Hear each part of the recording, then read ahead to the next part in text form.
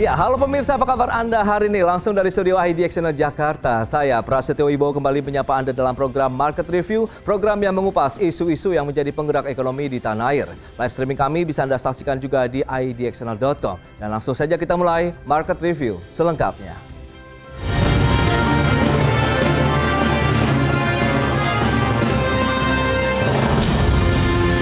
Presiden Prabowo Subianto meresmikan peluncuran 80.000 koperasi desa dan kelurahan Merah Putih, di mana langkah ini sebagai wujud komitmen pemerintah dalam memperkuat ekonomi desa dan meningkatkan kesejahteraan masyarakat melalui koperasi.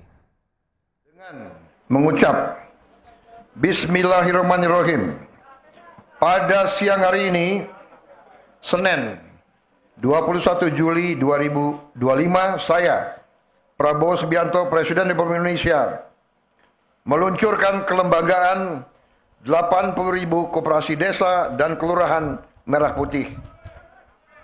Terima kasih. Bismillahirrahmanirrahim.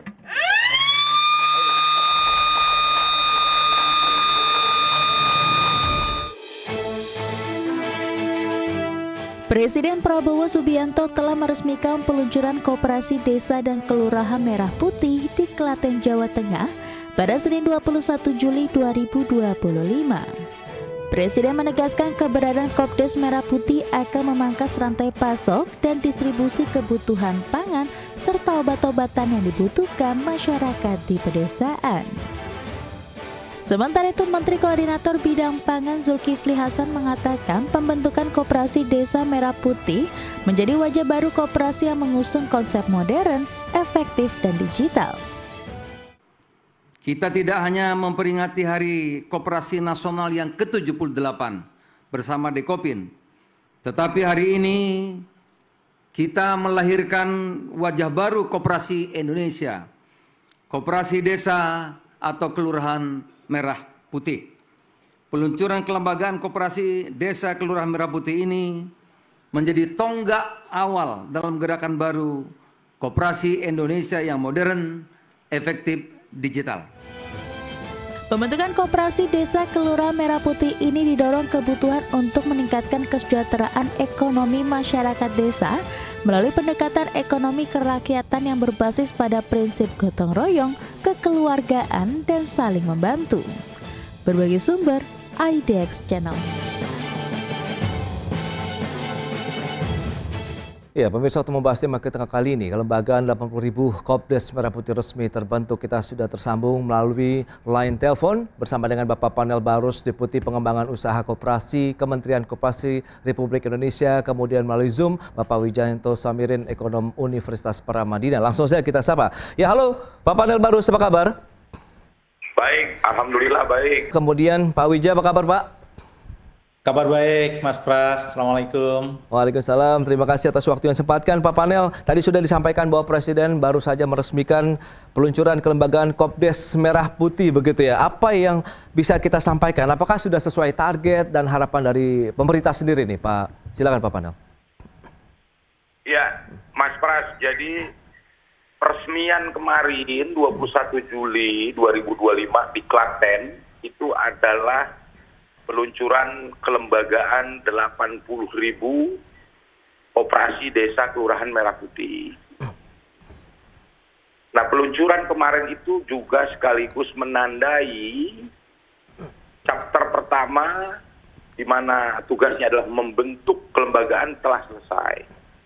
Artinya peluncuran kemarin juga menandai masuknya chapter kedua, yaitu bagaimana Satgas ke depan bekerja untuk mengaktifasi kelembagaan 80.000 itu bisa beroperasional usahanya untuk mencapai dampak yang diinginkan. Nanti kemudian ada chapter berikutnya lagi, chapter ketiga, bagaimana usahanya bisa berkembang, skalanya meningkat, sehingga dampak yang diharapkan bisa lebih besar. Seperti itu, Mas Pras. Jadi, chapter pertama kemarin adalah pembentukan kelembagaan 80.000, telah selesai. Sebenarnya Bapak Presiden juga dalam pidatonya menyampaikan bahwa ekspektasi beliau ya mungkin Oktober, November sudah selesai, tapi ternyata dengan kerja gotong royong, ya, sampai 18 kementerian lembaga terlibat, pemerintah provinsi, kabupaten, kota semua terlibat. Ternyata terjadi percepatan, hanya dalam waktu kurang lebih dari 2 bulan, 80.000 kelembagaan ini bisa selesai. Ini juga satu bukti bahwa strategi Bapak Presiden dalam membentuk Satgas untuk urusan perkoperasian ini sangat jitu gitu loh. Ternyata bisa diselesaikan dalam hanya waktu 2 bulan. Tapi ini baru pembentukan sekali lagi kelembagaan. Karena chapter kedua tentu chapter yang lebih menantang bagaimana kelembagaan ini bisa diaktifasi usahanya. Gitu. Tentu banyak PR nanti yang harus dikerjakan untuk mengaktifasi usaha 80.000 kelembagaan ini. Ada beberapa PR itu. Baik. Nah, kalau kita bicara mengenai latar belakangnya sendiri nih Pak Panel, apa sih pentingnya dari sisi pembentukan Kopdes Merah Putih di tanah air begitu? Intinya Mas Pras ya, supaya sederhana gitu ya, memahaminya. Dari keberadaan Kopdes ini adalah sederhananya misi utama dari Kopdes adalah bagaimana rakyat bisa membeli kebutuhan pokoknya dengan harga yang murah, terjangkau. Dan yang kedua, rakyat bisa menjual hasil komoditi yang mereka produksi dengan harga yang berkeadilan. Inti dari misinya itu, bagaimana rakyat bisa membeli komoditi yang dibutuhkan, ya, bahan-bahan pokok yang dibutuhkan dengan harga yang terjangkau, dan rakyat bisa menjual komoditi yang mereka produksi dengan harga yang berkeadilan, dengan harga yang tinggi. Seperti itu. Karena yang terjadi selama ini kebalikannya Mas Pras. Gitu ya, masyarakat beli kebutuhan barang pokoknya masih dengan harga yang tinggi, tapi giliran mereka berproduksi menjual komoditinya mereka dengan harga yang tidak menguntungkan mereka.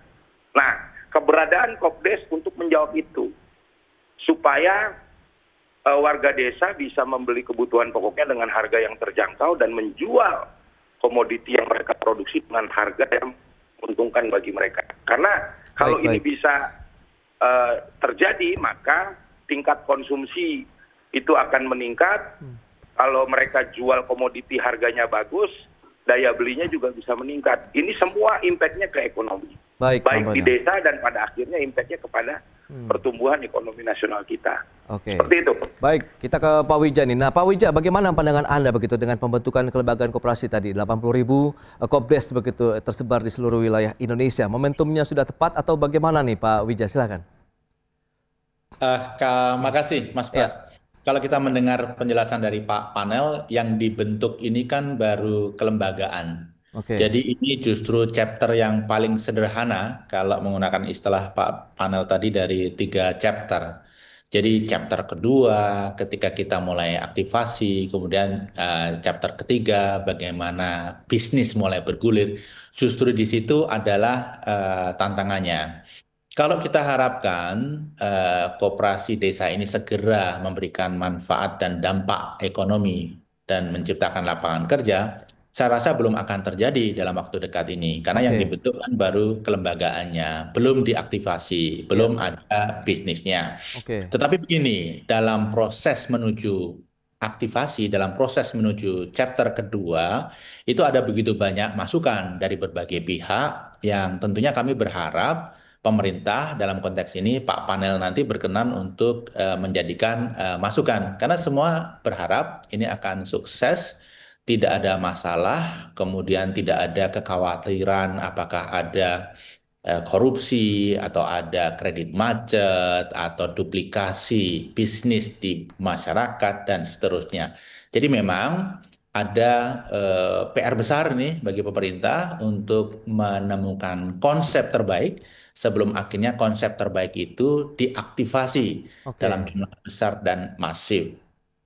Baik. Kita akan lihat nanti mekanismenya seperti apa sih begitu untuk menuju chapter kedua dan ketiga Pak Wija. Kemudian Pak Panel kita akan bahas nanti di segmen berikutnya. Kita akan jeda dulu sebentar ini Pak Wija dan Pak Panel. Baik pemirsa, jangan beranjak dari tempat Anda, kami akan segera kembali sesaat lagi.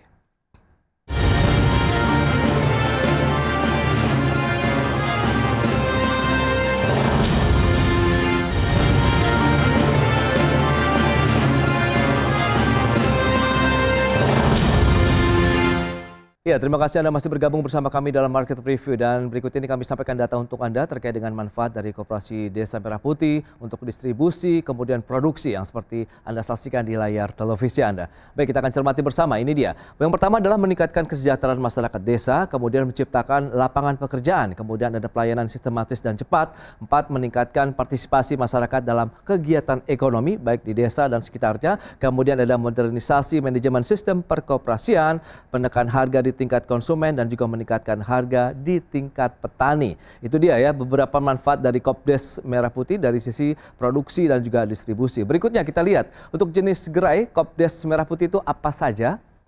Ini dia, kita akan cermati bersama dari sisi produksi kemudian distribusi. Yang berikutnya adalah menekan pergerakan tengkulak ya, dan berikutnya kita lihat jenis gerai Kopdes. Nah, ini dia. Ada gerai sembako, kemudian apotek desa, kemudian kantor koperasi dan unit usaha simpan pinjam, kemudian ada klinik desa, ada cold storage, kemudian logistik atau distribusi. Ini dia.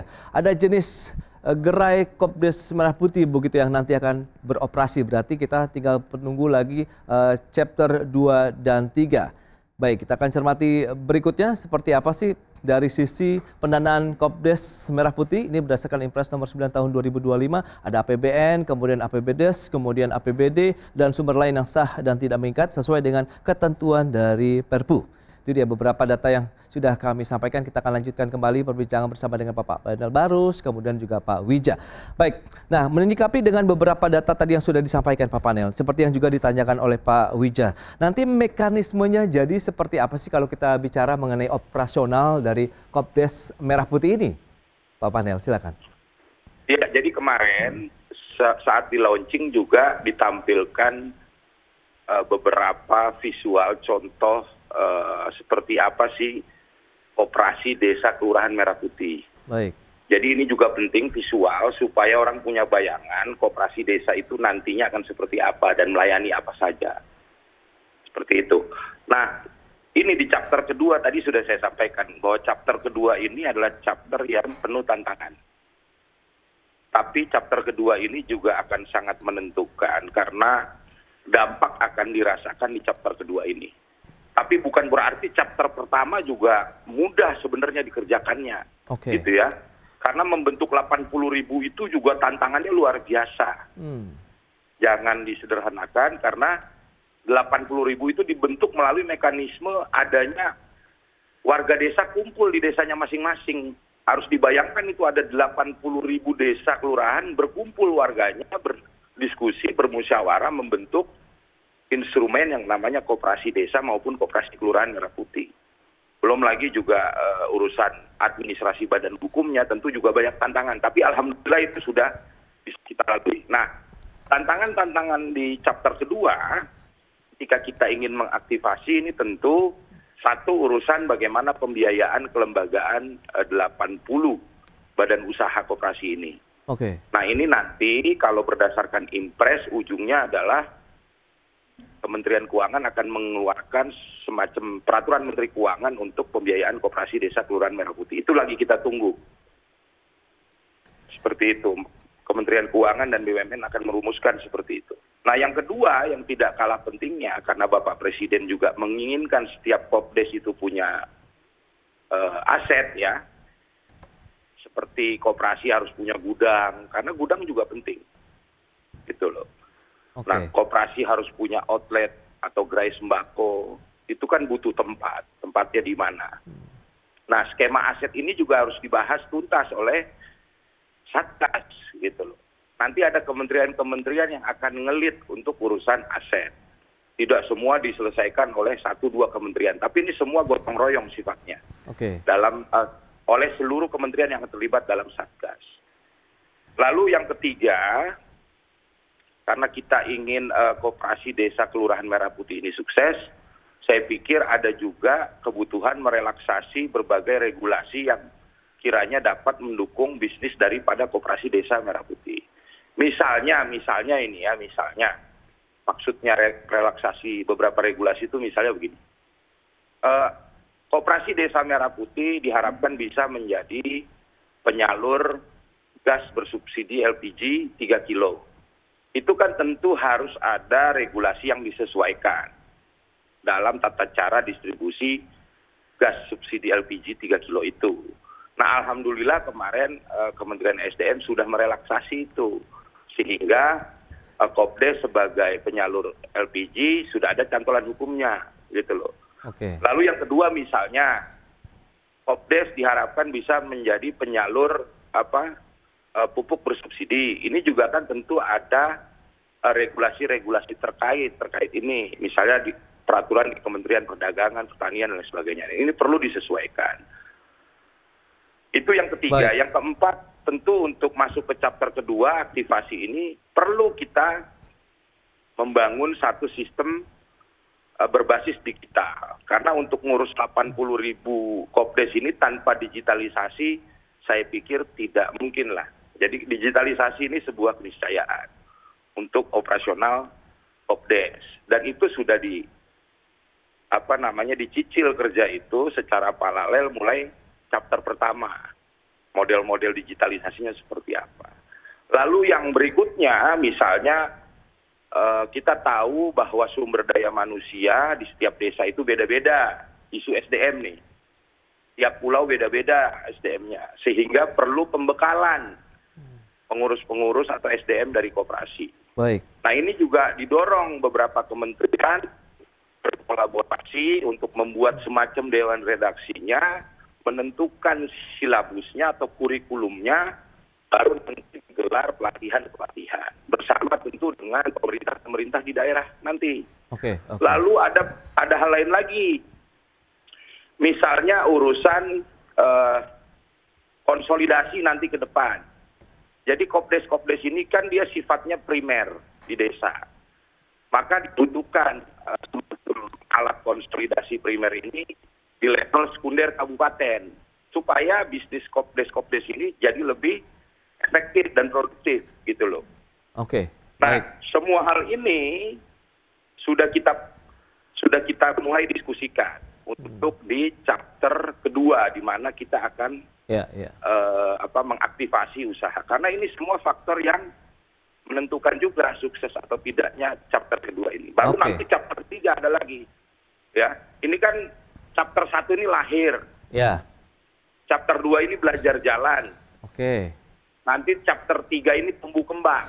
Baik, Peningkatan skala ekonomi dan konsolidasinya. Ya. Seperti itu. Baik, Pak Panel, itu dia beberapa tahapan. Jadi Mas Pras, saya pikir berbagai masukan seperti dari Mas Wija ini tentu kami sangat terbuka. Karena saya lihat teman-teman seperti Mas Wija ini juga sangat mengharapkan bagaimana Kopdes ini bisa sukses. Jadi kami tunggu ini diskusi-diskusi dari para pakar ini memberikan masukan gitu loh. Baik, Pak Panel. Nah, Pak Wija, langsung saja bagaimana tanggapan Anda begitu dengan mekanisme yang tadi sudah disampaikan sudah cukup terstruktur, tinggal bagaimana memasuki chapter kedua dan chapter ketiganya begitu, Pak Wija? Ya, kalau kita melihat dari apa yang dijabarkan oleh Pak Panel tadi, ini koperasi desa itu merupakan program yang sangat masif, sangat besar, sangat impactful, tidak boleh gagal. Karena kalau sukses ini akan mendatangkan kesejahteraan, kalau misalnya gagal ini akan mendatangkan masalah jangka panjang. Jadi bahkan kalau kita lihat tadi skemanya, 80% isu negara ini beres kalau koperasi desa ini berjalan sesuai harapan. Tetapi kan di lapangan, apalagi di Indonesia ini situasinya sangat rumit. Hal-hal yang sederhana saja seringkali sulit untuk melakukan perubahan. Misalnya kita di aspek yang lain mendorong pelaksanaan one single submission untuk mempermudah izin berusaha. Ini kan sesuatu yang sangat simpel, yang terlibat tidak begitu banyak orang menggunakan teknologi juga. Tapi ternyata sampai sekarang setelah 5, 6, 7 tahun itu juga tidak bisa jalan. Jadi chapter kedua ini super berat, super complicated.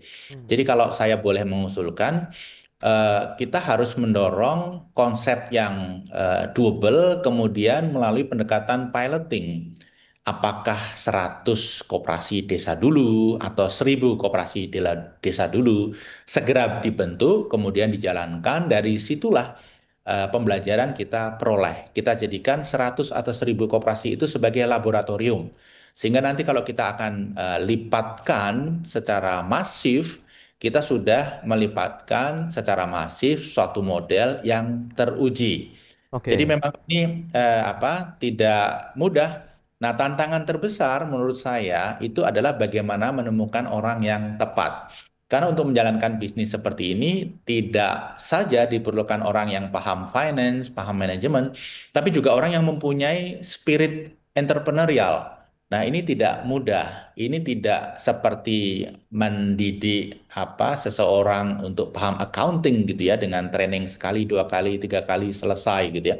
Tapi ini memerlukan proses panjang. Sehingga talent scouting itu menurut saya juga merupakan hal yang sangat krusial.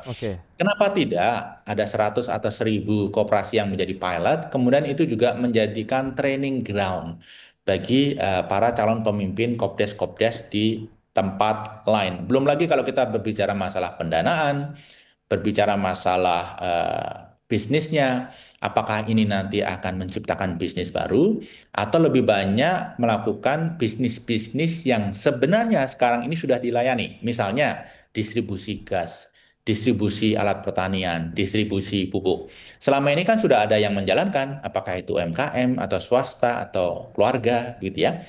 Kalau memindahkan saja, maka dampak ekonominya tidak akan kelihatan. Justru ini akan mendorong ekonomi yang makin tidak efisien. Bayangkan, kue yang sama tadinya dikerjakan oleh segelintir orang, sekarang dikerjakan oleh orang-orang yang existing ditambah dengan orang-orang yang bekerja untuk koperasi. Jadi ada tantangan besar, termasuk bisnis modelnya, termasuk area bisnisnya seperti apa. Oke. Nah, ini menarik Pak Wijaya usulannya. Tapi kita akan lihat tanggapan dari Pak Panel akan seperti apa. Kita akan jeda dulu sebentar Pak Panel, dan juga Pak Wijaya kita akan sampaikan nanti di segmen berikutnya. Dan pemirsa, tetaplah bersama kami.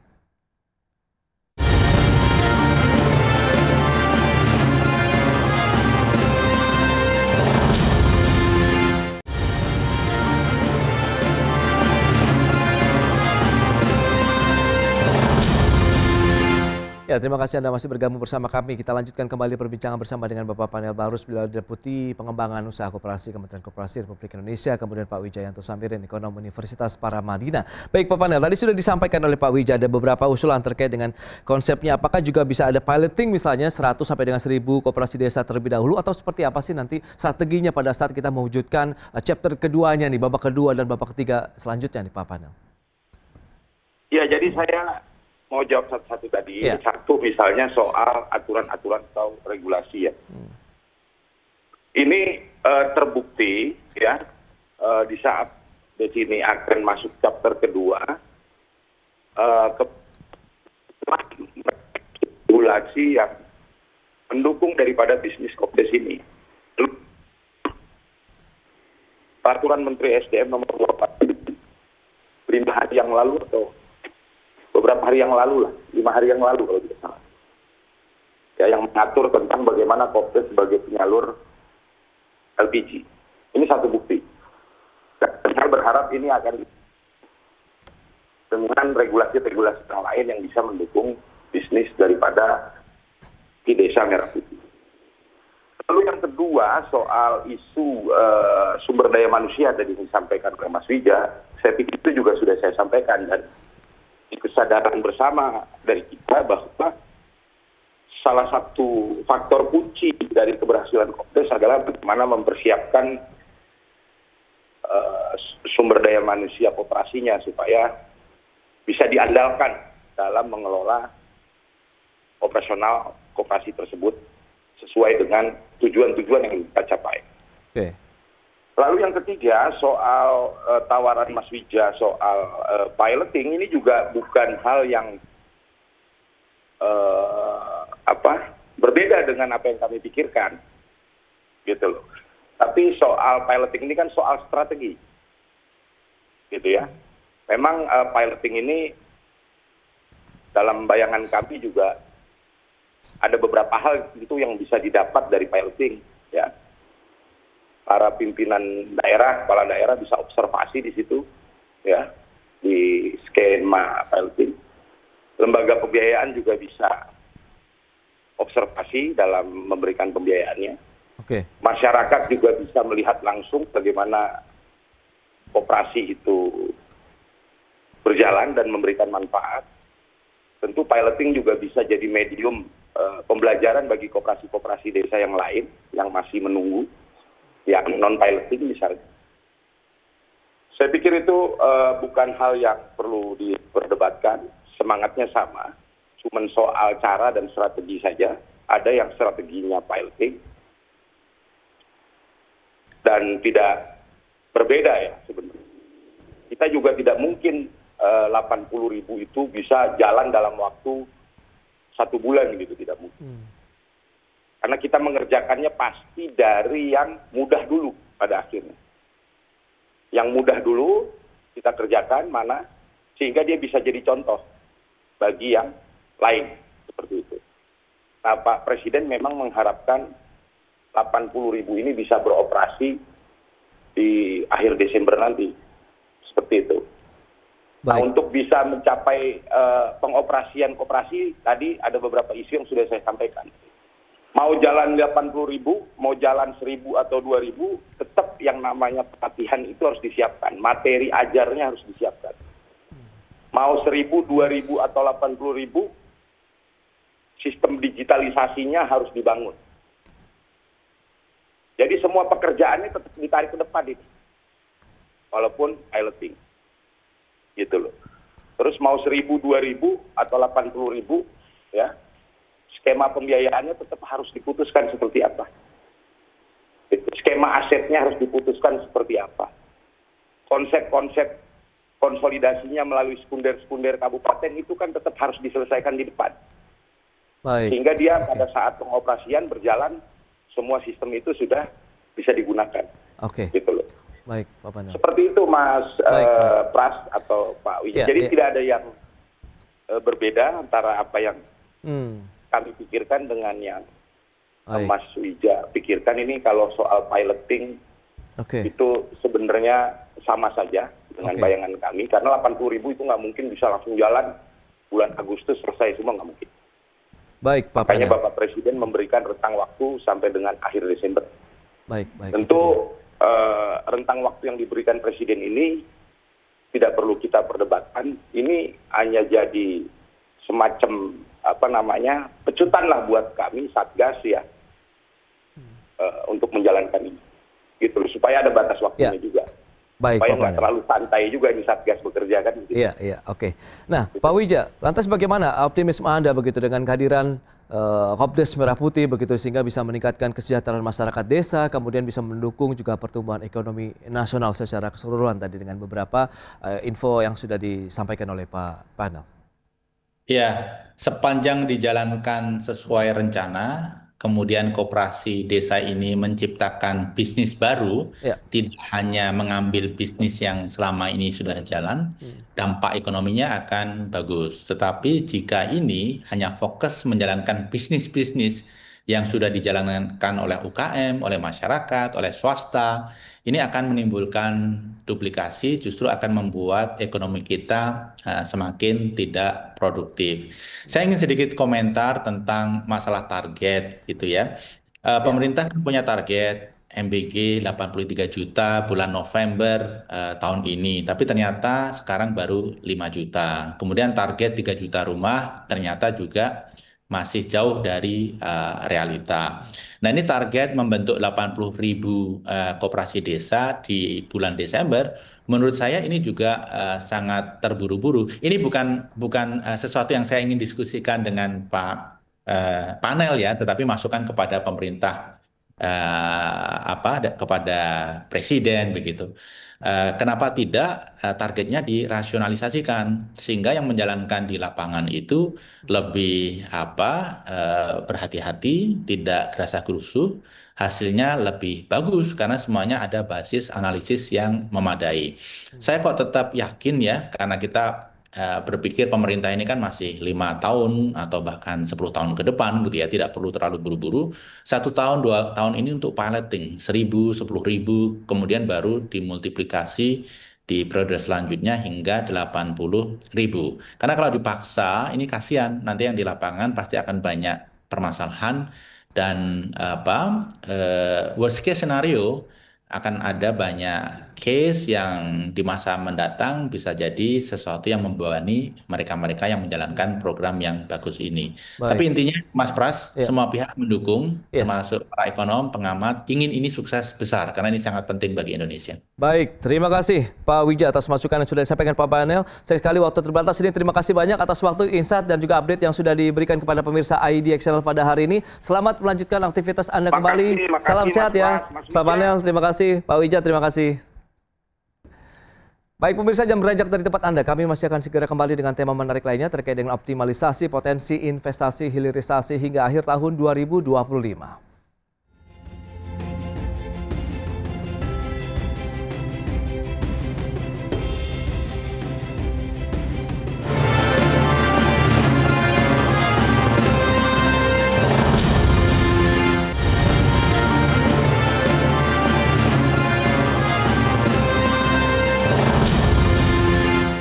Ya, pemirsa, Menteri SDM Bahlil Lahadalia menyebutkan bahwa Indonesia berpotensi menerima investasi jumbo di sektor hilirisasi senilai 100 miliar dolar Amerika Serikat pada November 2025 mendatang. Investasi hilirisasi tersebut akan mendorong Indonesia mencapai target kedaulatan energi dan sumber daya.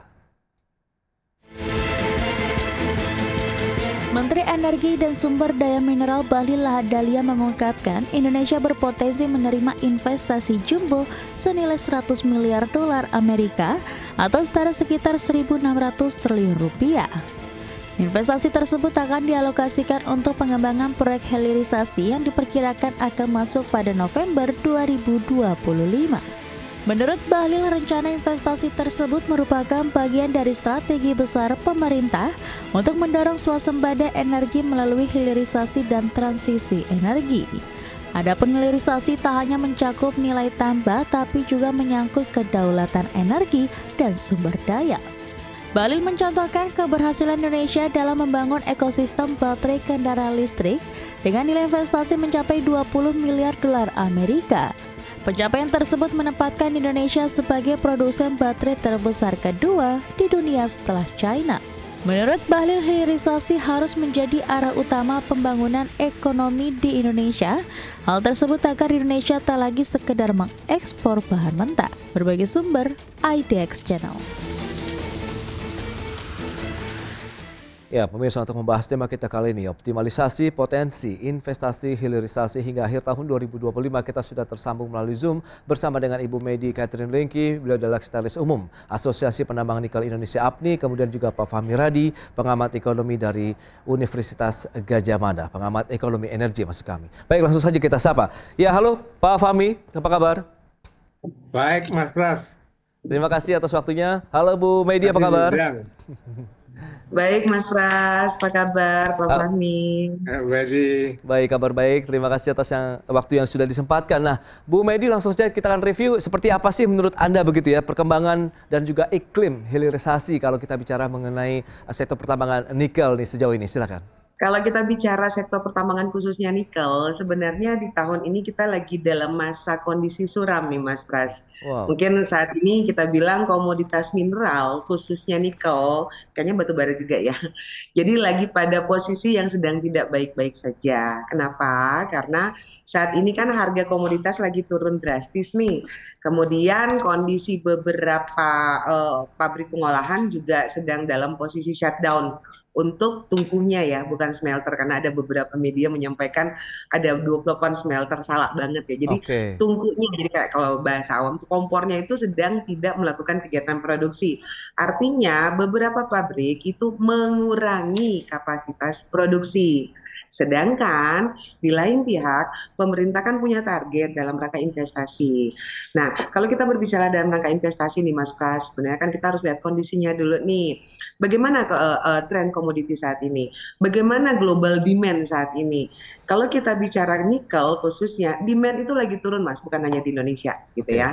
Tapi secara global, permintaan akan nikel ini sedang turun. Kenapa? Mungkin karena perang, mungkin saya nggak tahu ya kalau kita bicara geopolitik gitu kan. Nah, di mana dengan permintaan yang turun ini, Indonesia saat ini sedang over. Kita sedang overproduksi sejak tahun 2022, akhirnya sudah tahu ya. Artinya, di saat demand turun, over kapasitas untuk produksinya, harga jadi ikutan turun nih Mas Pras. Nah, mau nggak mau beberapa pabrik ini sedang dalam posisi apa ya, kita bilang kayak saat ini tuh lagi beauty contest gitu loh. Mana yang bisa bertahan, yang kuat bisa bertahan dengan melawan dengan kapasitas-kapasitas yang kecil gitu ya. Nah, apalagi pemerintah sedang mau mengundang investasi-investasi baru.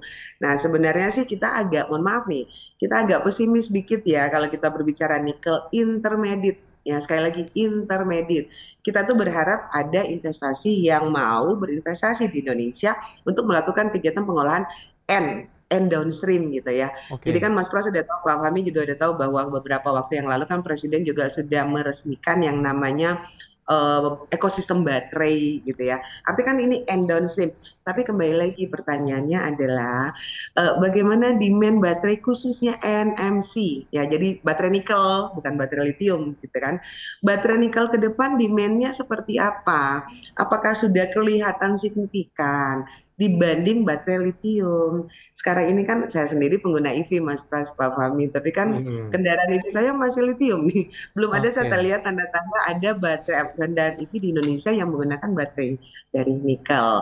Nah, ini yang harus harus dicermati dulu pemerintah dalam rangka menargetkan boleh, tapi kesiapan kita bagaimana? Kesiapan bahan bakunya, kesiapan posisi pemerintah sendiri dalam membantu para pengusaha sehingga pengusaha itu tidak tergerus marginnya. Mohon maaf, tahun ini kita pengusaha lagi dalam posisi tadi saya bilang lagi seret banget. Kenapa harga turun? Tapi beberapa regulasi membuat kita jadi nambah beban nih Mas Pras. Nah, ini yang kondisi yang terjadi saat ini ya di tahun 2025. Mudah-mudahan pemerintah bisa mencermati ya, sehingga mengundang investasi dengan target investasi ada langkah-langkah yang konkret. Sehingga pengusaha itu ya istilahnya tidak mundur dan tidak tergerus margin sehingga penerimaan negara tetap naik. Baik, ini menarik. Nah, Pak Fahmi, apa yang bisa kita cermati sebenarnya kalau kita lihat dengan tantangan yang ada dari industri pertambangan, khususnya nikel seperti yang sudah disampaikan, ada penurunan harga, kemudian seperti demand-nya sendiri, seperti apa kalau dari kacamata Pak Fahmi sendiri? Apakah memang tantangan global ini yang justru mendominasi atau seperti apa nih Pak? Silakan. Iya, saya kira seperti diungkapkan oleh Bu Medi tadi, untuk tahun ini perkembangannya tidak baik-baik saja itu ya. Jadi harga menurun, demand menurun itu ya. Nah, tapi ini saya kira memang fenomena jangka pendek yang sangat fluktuatif itu ya. Ke depan kalau dalam konteks berbicara investasi, ini prospeknya masih cukup bagus ke depan dan Indonesia akan menjadi salah satu tujuan investasi itu ya. Karena kita punya resources yang cukup besar tadi itu ya. Jadi ke depan untuk investasi saya masih optimis bahwa ini masih punya prospek yang bagus gitu ya. Nah, tetapi dikatakan Bu Medi tadi juga, maka semua infrastruktur dan kebutuhan atau kebijakan-kebijakan tadi itu harus mulai sekarang gitu ya. Itu diberikan pada pemerintah tadi sehingga ini memang menarik bagi investor untuk melakukan investasi dari hulu sampai ke hilir itu ya. Jadi memang perlu ada berbagai kebijakan insentif, apakah itu fiscal insentif, tetapi jangan mengobrol insentif juga itu ya. Saya kira pengalaman smelterisasi yang sebagian besar dari investor China itu insentifnya terlalu berlebihan itu ya. Nah, maka menurut saya ini wajar gitu ya, berikan insentif yang wajar dan menarik bagi semua investor tadi. Dan yang paling penting gitu ya, bahwa tujuan dari hilirisasi tadi itu yang pertama adalah untuk menaikkan nilai tambah gitu ya. Dan yang kedua yang paling penting adalah membangun ekosistem dari hulu dan hilir. Tadi Bu Medi mengatakan gitu ya, sekarang sudah dibangun baterai gitu ya. Ini merupakan bagian, tapi saya melihat ini masih sangat parsial gitu ya. belum menghubungkan misalnya dari biji nikel sampai ke baterai mobil listrik misalnya. Nah, ini barangkali yang perlu dibangun itu ya, ekosistem tadi. Nah, apakah prospek pasar baterai nikel tadi em, suram dibanding dengan lithium gitu ya? Menurut perkiraan saya tidak juga gitu ya.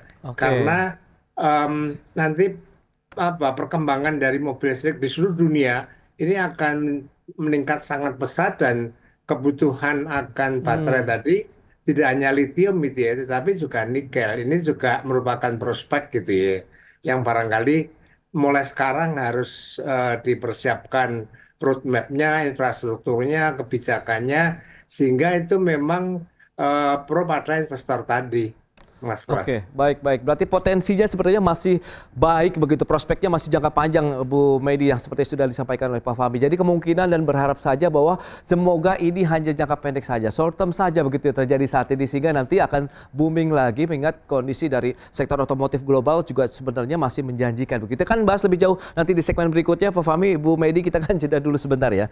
Dan pemirsa, kami akan segera kembali usai pariwara berikut ini.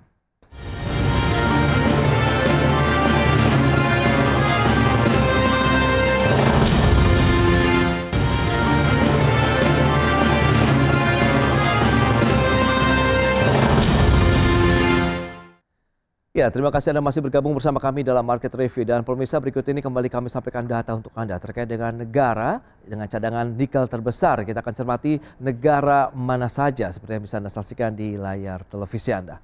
Baik, ini dia beberapa negara dengan cadangan nikel terbesar. Australia menempati posisi pertama mencapai 21 juta ton. Sementara kalau kita lihat Indonesia di posisi kedua, sebenarnya hampir sama begitu ya, sekitar 21 juta ton begitu. Dan kita akan lihat seperti apa Brazil, Rusia, dan Kaledonia Baru. Masing-masing Brazil 16 juta ton, kemudian Rusia 7,5 juta ton, sementara Kaledonia sekitar 7,1 juta ton.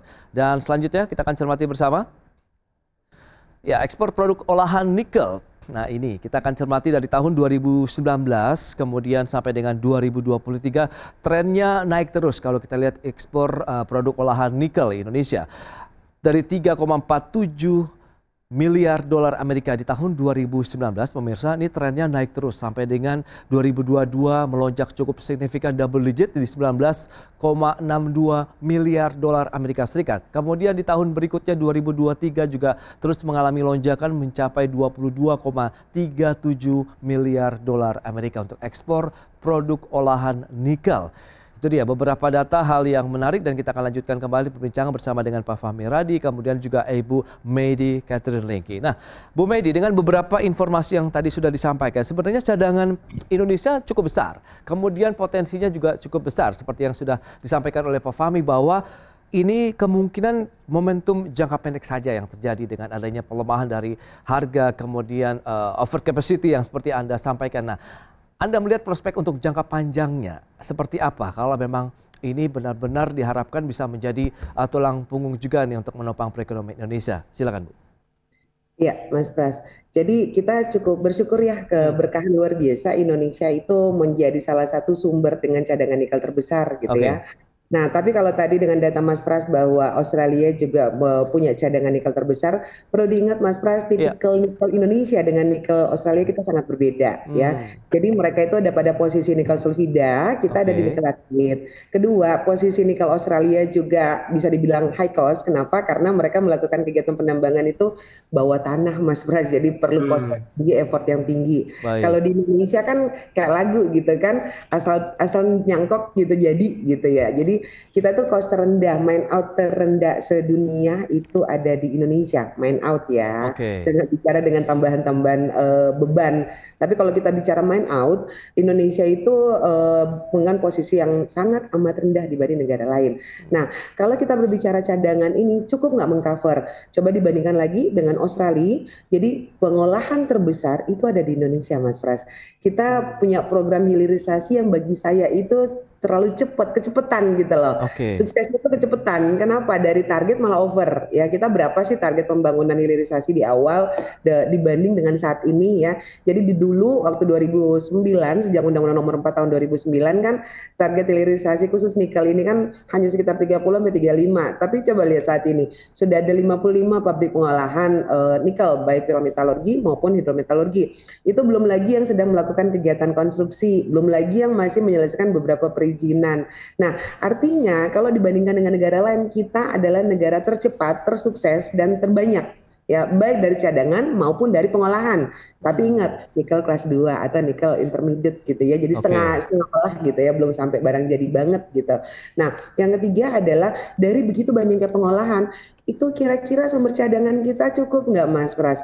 Kalau berdasarkan data kita nih Mas Pras, di tahun ini saja, tahun ini ya, di 2025, dari pabrik-pabrik yang sudah berdiri, yang tadi saya sudah sebutkan ada 49 plus 5, pirometalurgi maupun hidrometalurgi, itu kebutuhan biji nikel saja, itu sudah lebih dari 300 juta ton. Tahun ini nih, yang sudah produksi. Bahkan sebagai informasi, sejak Januari sampai Juni kemarin, akhir Juni kemarin, 2025, import biji nikel dari Filipina itu sudah mencapai 4,6 juta ton. Dari Filipina nih Mas Pras. Nah, bagaimana ketahanan kita kalau seluruh pabrik berproduksi? Kan tadi saya sebut masih ada yang melakukan konstruksi ya Mas Pras, ya atau yang sedang menyelesaikan perizinan. Nah, kalau itu semua berproduksi nih Mas Pras, ada sekitar 145 totalnya. Kita berandai-andai semua berproduksi gitu ya. Artinya kebutuhan biji nikel sendiri itu bisa mencapai sampai 700 bahkan 800 juta ton per tahun. Kita cukup nggak Mas Pras tadi angkanya berapa banyak sih cadangan kita? Nah, ini kita sudah harus melangkah ke step kedua nih. Kita sudah sukses membawa investasi untuk hilirisasi. Langkah kedua apa? Kita ini kan sedang diserang mengenai satu harga komoditas lagi turun. Kedua, kita juga diserang dengan Indonesia melakukan kegiatan baik hilir hulu itu nikel kotor gitu kan. Apa artinya kita juga harus penting dengan environmental kita, ESG kita. Yang ketiga, dalam rangka ESG ini kita juga memperhatikan cadangan Mas Pras. Jangan sampai investasi masuk, kita mengundang investasi baru, tapi raw materialnya nggak mumpuni, gitu loh. Kan kasihan ya investornya. Nah ini yang harus dicermati. Pemerintah harus berhitung dulu berapa kapasitas yang sudah eksis, berapa kapasitas yang akan sedang dalam konstruksi, berapa kapasitas cadangan raw material yang mengundang investasi baru. Intinya itu Mas. Menarik. Betul harus dihitung dulu, balancing kalau saya bilang, baik lokal maupun internasional. Ini yang lebih diutamakan, yang harus diperhatikan oleh pemerintah. Baik, baik, Bu Medi. Seperti tadi Pak Suhami, jangan terlalu obral dengan insentif gitu loh, karena sudah terlalu banyak nih insentif yang didapatkan. Kita para pengusaha lokal, mohon maaf nih Mas Pras, sebagai pengusaha lokal kayaknya kita tidak ada insentif apapun itu atau jadi apapun itu, dan kita tidak mengharapkan insentif. Minimal regulasi satu konsisten, kedua jangan nambah beban lagi gitu loh. Itu aja baik sih, Bu Medi. Nah, Pak Fahmi, lantas bagaimana Anda melihat? Mungkin strategi seperti apa yang harus diterapkan sehingga bisa mendorong lebih jauh lagi industri pertambangan khususnya nikel begitu, sehingga tadi ada equilibrium baru lagi dari sisi produktivitas, demand-nya sendiri untuk pasar domestik maupun internasional dengan harga yang mungkin bisa kita tingkatkan lebih jauh lagi misalnya. Silakan. Ya, kalau tadi Bu Medi mengatakan bahwa hilirisasi Indonesia terlalu kecepatan gitu ya. Menurut saya lebih tepatnya ketidaksiapan pemerintah dalam melakukan hilirisasi tadi gitu ya. Jadi tadi disebutkan juga sesungguhnya tahun 2009 berdasarkan Undang-Undang Minerba itu sudah ada kewajiban untuk melakukan hilirisasi di Indonesia gitu ya. Tetapi pada saat pemerintahan SBY itu tidak dengan tegas melarang sehingga tidak terjadi hilirisasi tadi gitu ya. Nah, baru pada pemerintahan Jokowi kemudian mengeluarkan kebijakan yang melarang ekspor biji nikel tadi gitu ya. Sehingga kemudian mau tidak mau harus dismelterkan di Indonesia. Nah, saat itu kita belum punya kecukupan smelter itu ya. Nah, kemudian mengundang smelter investor dengan tadi saya katakan obral insentif gitu ya. Saya berharap waktu itu bagaimana mendorong gitu ya penambang nasional tadi gitu ya. Dari penambang itu naik kelas menjadi smelter tadi. Tapi itu tidak terjadi gitu ya. Nah, maka saya kira ke depan supaya tidak terlalu perlu dipersiapkan itu ya. Tadi termasuk misalnya kekurangan nikel sehingga harus biji nikel sehingga harus impor ke Filipina. Ini kan ironis juga kan. Kenapa harus dilakukan seperti itu? Maka sesungguhnya salah satu kesiapan yang harus dihitung oleh pemerintah, berapa sih kebutuhan smelter yang harus ada gitu ya. Apakah saat ini sudah berlebihan, harus di stop gitu ya. Nah kemudian bagaimana keterkaitan antar industri satu dan industri yang lain yang kemudian membentuk ekosistem dari hulu sampai hilir ini jauh lebih penting gitu ya. Nah selama ini saya melihat kebijakannya itu mohon maaf serampangan gitu ya, sehingga terjadi beberapa tadi harus impor biji nikel dari Filipina ini kan saya kira sangat ironis gitu ya. Nah itu barangkali yang harus diperbaiki gitu ya, kebijakan-kebijakan ke depan yang harus disiapkan itu Mas Pras. Baik, itu dia beberapa poin yang sudah disampaikan oleh Pak Fahmi. Semoga ini juga menjadi perhatian dari pemerintah sehingga tadi ada kebijakan-kebijakan lagi yang bagaimana melihat kondisi realnya di lapangan untuk industri pertambangan khususnya nikel di Indonesia. Baik Pak Fahmi, kemudian Bu Medi, sayang sekali waktu terbatas ini, terima kasih banyak atas informasi, update dan juga insight yang sudah diberikan kepada pemirsa IDX Channel pada hari ini. Selamat melanjutkan aktivitas Anda kembali, salam sehat. Sampai berjumpa kembali Pak Fahmi, Bu Medi. Terima kasih. Ya. Terima kasih Bu Medi. Sampai jumpa lagi. Baik pemirsa, 1 jam sudah saya menemani Anda dalam market review dan perbaharui terus informasi Anda hanya di IDX Channel, your trustworthy and comprehensive investment reference. Karena urusan masa depan harus di depan. Aku investor saham. Saya Prasetyo Wibowo beserta seluruh kerabat kerja yang bertugas pamit undur diri. Terima kasih dan sampai jumpa.